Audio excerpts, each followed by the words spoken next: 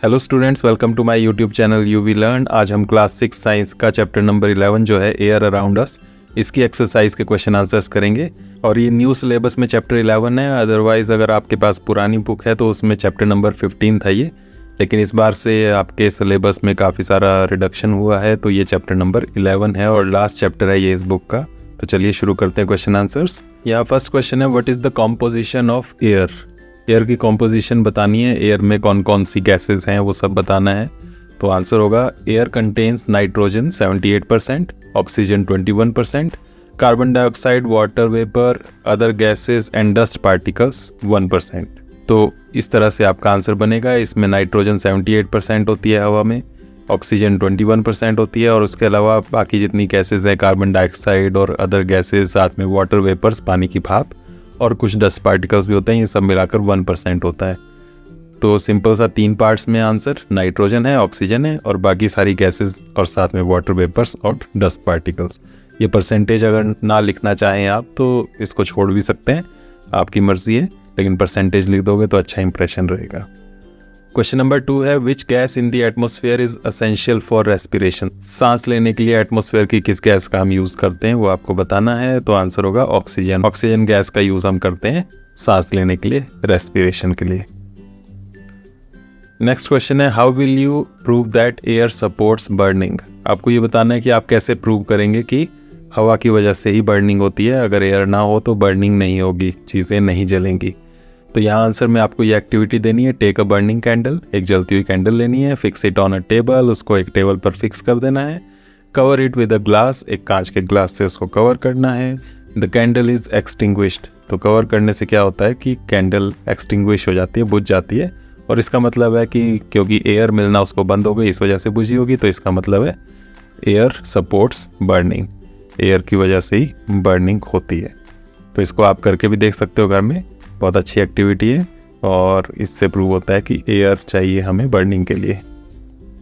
Next question है, how will you show that air is dissolved in water. तो यहाँ भी आपको एक एक्सपेरिमेंट या एक्टिविटी एक्सप्लेन करनी है जिससे ये पता चलता हो कि पानी के अंदर हवा होती है। तो कैसे आप बताएंगे। आंसर होगा, take some water in a container. पानी लेना है एक बर्तन में, हीट इट स्लोली, उसको धीरे धीरे गर्म करना है। We see tiny bubbles in water well before boiling. तो जब आप उसको गर्म करेंगे तो उसके अंदर बहुत बारीक बारीक बबल्स नज़र आएंगे, बुलबुलें नज़र आएंगे, उबलने से काफ़ी पहले ही। This shows that air is dissolved in water. तो वो बबल्स जो है उसका मतलब है उसके अंदर एयर है। तो इस तरह से ये शो हो जाता है कि एयर डिजॉल्व है वाटर के अंदर, वाटर में एयर घुली हुई है। नेक्स्ट क्वेश्चन है, why does a lump of cotton wool shrink in water. तो रुई का ढेर जो होता है वो पानी के अंदर डालने से श्रिंक क्यों हो जाता है, सिकुड़ क्यों जाता है, वो आपको बताना है। तो इसके लिए आंसर होगा, cotton lump has air inside it. Cotton के अंदर हवा भरी होती है। This air escapes when it is put in water. और जब उसको पानी में डालते हैं तो हवा क्योंकि हल्की होती है पानी से, तो वो पानी से बाहर निकल जाती है बबल्स की फॉर्म में। So it shrinks. तो इस वजह से वो श्रिंक हो जाता है। कॉटन का लंप जो है उसके अंदर एयर है, पानी के अंदर डालने से वो एयर एस्केप कर गई, बाहर निकल गई, इस वजह से वो श्रिंक हो जाता है, सिकुड़ जाता है। नेक्स्ट क्वेश्चन में आपको ये ब्लैंक फिल करना है। The layer of air around the earth is known as dash. तो अर्थ के चारों तरफ एयर की जो लेयर है, हवा का जो चारों तरफ कवर है अर्थ के ऊपर, उसे हम क्या कहते हैं। तो उसे हम कहते हैं एटमॉस्फेयर। तो एटमॉस्फेयर यहाँ पर आपको फिल करना है। नेक्स्ट क्वेश्चन है, the component of air used by green plants to make their food is dash. तो एयर की कौन सी गैस है जिसका यूज ग्रीन प्लांट्स करते हैं अपना फूड प्रिपेयर करने के लिए, खाना बनाने के लिए। तो वो गैस है कार्बन डाइऑक्साइड, यहाँ पर ही आ जाएगा। और इस प्रोसेस को फोटोसिंथेसिस कहते हैं। ग्रीन प्लांट्स जो अपना फूड प्रिपेयर करते हैं, ये प्रोसेस होता है फोटोसिंथेसिस। फोटोसिंथेसिस के लिए कार्बन डाइऑक्साइड की जरूरत पड़ती है। नेक्स्ट क्वेश्चन है, list 5 activities that are possible due to the presence of air. Air की वजह से कौन कौन सी एक्टिविटीज पॉसिबल हैं वो आपको बताना है। 5 एक्टिविटीज की लिस्ट बनानी है। तो यहाँ पर आप आंसर देंगे, फर्स्ट रेस्पिरेशन, सांस लेना, सांस लेने के लिए हमें ऑक्सीजन चाहिए जो हवा में होती है। सेकंड फोटोसिंथेसिस, अभी जो हमने बात की, ग्रीन प्लांट्स अपना फूड प्रिपेयर करते हैं, उसके लिए एयर चाहिए, एयर में जो कार्बन डाइऑक्साइड होती है उसका यूज करते हैं प्लांट्स।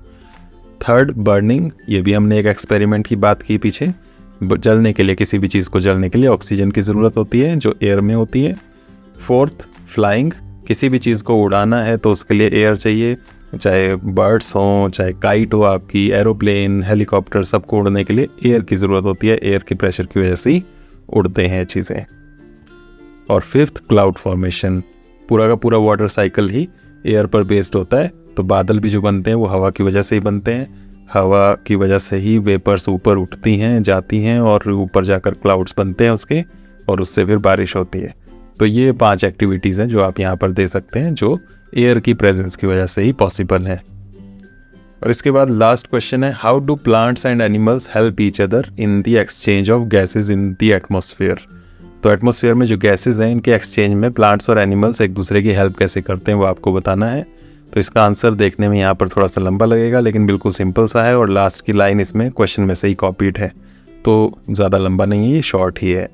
आंसर है, plants take carbon dioxide from the atmosphere for photosynthesis and release oxygen. Plants क्या करते हैं, फोटोसिंथेसिस के लिए एयर में से कार्बन डाइऑक्साइड लेते हैं और बदले में ऑक्सीजन रिलीज करते हैं। एयर में कार्बन डाइऑक्साइड लेते हैं और ऑक्सीजन छोड़ते हैं। This oxygen is taken by the animals for respiration and carbon dioxide is released.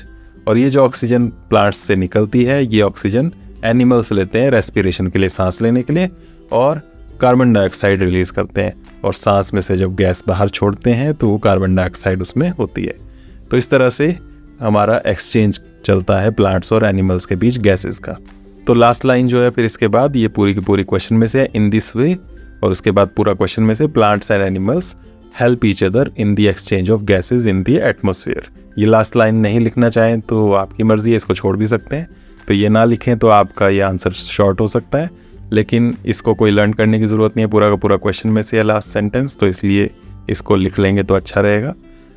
और बात बस इतनी सी है कि प्लांट्स कार्बन डाइऑक्साइड ले रहे हैं एटमॉस्फेयर में से खाना बनाने के लिए, और बदले में ऑक्सीजन दे रहे हैं एटमॉस्फेयर में। और ये जो ऑक्सीजन है ये एनिमल्स ले रहे हैं सांस लेने के लिए, और बदले में एटमॉस्फेयर में कार्बन डाइऑक्साइड दे रहे हैं। तो इस तरह से एक दूसरे की हेल्प करते हैं ये। यहाँ पर यह भी बात ज़रूर ध्यान रखें कि प्लांट्स भी सांस लेते हैं और सांस लेने के लिए ऑक्सीजन ही इस्तेमाल करते हैं।